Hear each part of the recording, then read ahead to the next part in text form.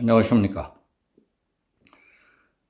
북한은 국군의 날인 10월 1일 계룡대에서 국군의 날 기념식을 시작하기 전인 오전 6시 45분과 7시 3분 사이에 평양 순안에서 동해상으로 단거리 탄도미사일 2발을 또 발사했습니다. 그 미사일의 비행거리는 350여 킬로미터, 고도 30km, 속도는 마하 6으로 탐지됐습니다. 이는 올해 들어 22번째로 탄도미사일 20번, 순항미사일 2번, 그리고 윤석열 정부 들어서만 8번째였습니다. 그러나 계룡대에서 6년 만에 거행된 74주년 국군의 날 기념식은 예정대로 북한의 핵미사일 위협에 대응하는 한국형 삼축 체계 등 우리의 첨단 전력을 유감없이 과시했습니다. 또 미국의 핵추진 항공모함인 로널드 레이건 함이 참가한 가운데 5년 만에 한미일 3국의 대잠수함 훈련도 실시하기 때문에 북측은 국군의 날 행사를 겨냥해서 미사일 도발을 했을 것으로 보입니다. 한국형 삼축 체계란 북한의 핵미사일 위협을 무력화시키고 응징보복한다는 개념입니다.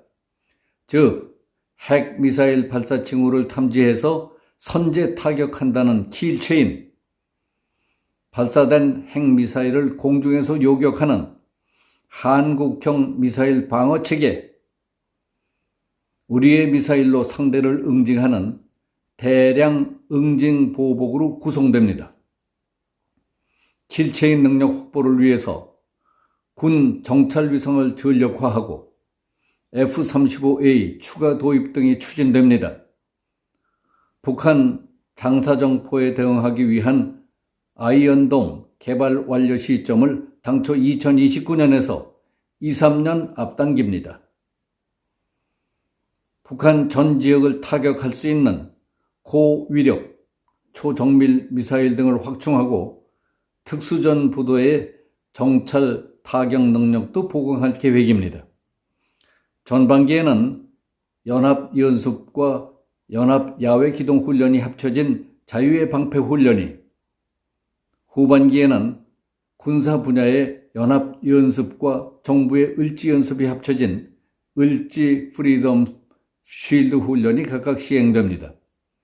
컴퓨터 시뮬레이션 훈련에 야외 기동 훈련을 함께 하겠다는 것이 핵심입니다. 아시다시피 문재인 정부는 대규모 실제 기동 훈련은 슬며시 없애고 컴퓨터 시뮬레이션 훈련 중심의 연합 지휘소 훈련만 했으니 그것도 군사 훈련입니까? 문재인은 지난 5년 동안 제대로 한 것이라고는 하나도 없이 딴 생각만 했던 사람이었으니 나라 꼴이 될 리가 있었겠습니까? 윤석열 정부는 우선 북한을 적으로 명확히 규정했습니다. 국방부는 북한 정권과 북한군을 우리의 적으로 명기한 교재를 만들어서 장병들에게 적을 명확히 알리는 교육을 강화하고 있습니다. 전시 작전권 문제도 달라집니다.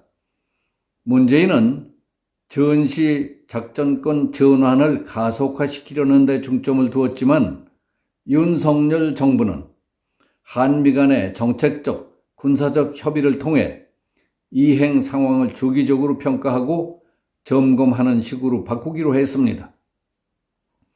문재인이 대북 굴종적인 태도로 만든 북한과의 9.19 군사부문 합의서와 한반도 평화정책 지원에 대한 내용은 윤석열 정부의 국방정책에서 사라졌습니다. 그리고 병사들의 월급을 병장 기준으로 150만 원까지 올리고 자산 형성 프로그램 월 55만 원을 포함시켜서 2025년까지 월급을 200만 원으로 올리기로 했습니다. 방위산업을 국가 전략 산업으로 육성하기 위해 허가제도 개선합니다.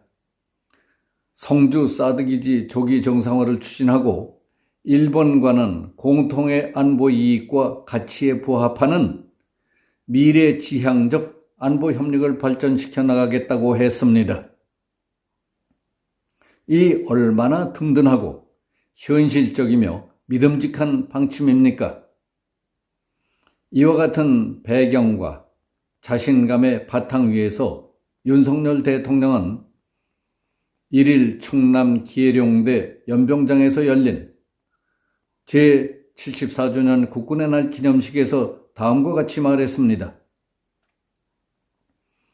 북한의 핵무기 개발과 고도화는 국제사회의 핵 비확산 체제에 대한 정면 도전이다.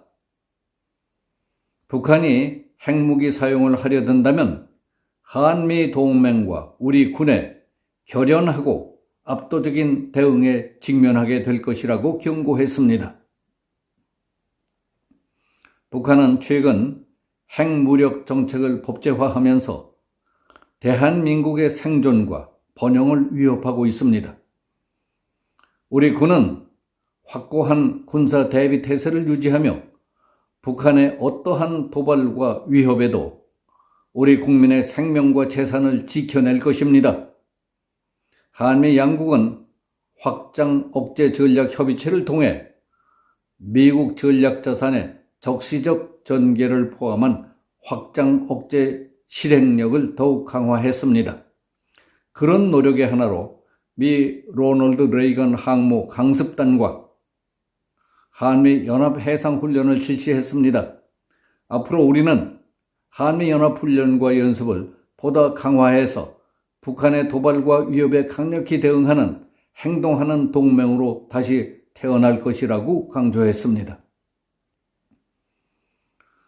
국가 보위를 위한 윤 대통령의 굳은 의지를 실증적으로 보여주듯 기해룡대 연병장에서 있었던 국군의 날 기념 행사에서는 국제적인 관심 속에 각광을 받고 있는 국산 무기들이 줄을 이어 퍼레이드를 벌이는 장관을 연출했습니다.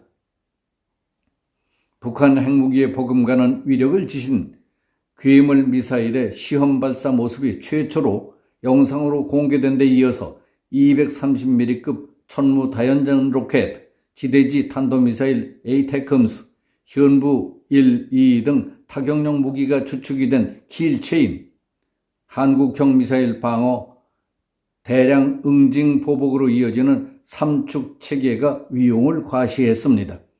대포병 탐지 레이더 1, 2와 대대 사단급 무인기 등 감시 탐지 자산, 패트리어트 미사일과 천궁, 비호 복합 등 요격 무기 체계도 모습을 나타냈습니다.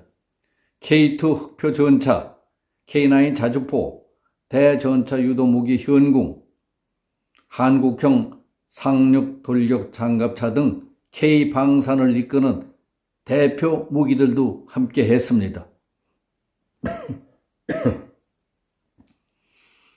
특히 삼축 체계를 설명하는 영상에서 세계 최대 탄도 중량을 자랑하는 고위력 현무 탄도미사일 발사 영상을 보여주기도 했는데 단 한 발로 지하 벙커까지 무력화시킬 수 있기 때문에 북한이 핵을 사용할 경우 우리 군이 응징, 보복, 대응에 즉각 투입할 수 있는 최강의 재래식 전략으로 꼽힙니다.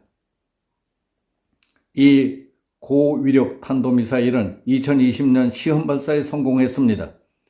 350km를 날아가 3m 안팎의 정확도로 표적을 명중시켰습니다. 이어 육해 공군 해병대와 미군 장병으로 구성된 특수부대 장병 50명이 연합 합동 고공 강화를 선보였습니다. 공군 특수비행팀 블랙 이글스가 축하 비행을 했고 하늘의 지휘소로 불리는 공군 E-737 P4의 항공 통제기, P3 해상 초계기를 비롯해서 주한미군 A-10 공격기 편대가 대형을 유지하며 비행했습니다. 각 군 특수부대로 이루어진 합동 특공 무술팀은 맨손과 대검의 실전 겨루기, 도미노식 격파 등 시범을 보였습니다. 미안한 얘기지만 문재인 전 대통령 때는 국군의 날 연설문을 읽어봐도 안보 국방에 대한 대통령의 신념과 의도도 뚜렷지 않았던 때가 많았습니다. 항일운동이니 홍범도 장군이니 하며 막연한 과거 얘기나 허망한 통일 평화 이야기 때문에 믿업지도 않았고 불안감만 증폭되는 경우가 대부분이었습니다. 그에 비하면 윤 대통령은 국가와 안보, 국방에 대한 소신, 올바른 방향, 철학, 그리고 몇 달 되지 않은 짧은 시일이었지만은 목표와 방향이 뚜렷하고 그동안 대통령으로서 할 수 있는 일들을 많이 했다는 것을 확인할 수 있는 것 같아서 마음 든든하고 믿음이 간다는 사람들이 많았습니다. 모처럼 자긍심을 느끼게 한 뿌듯한 국군의 날이었습니다. 여기서 마치겠습니다. 감사합니다.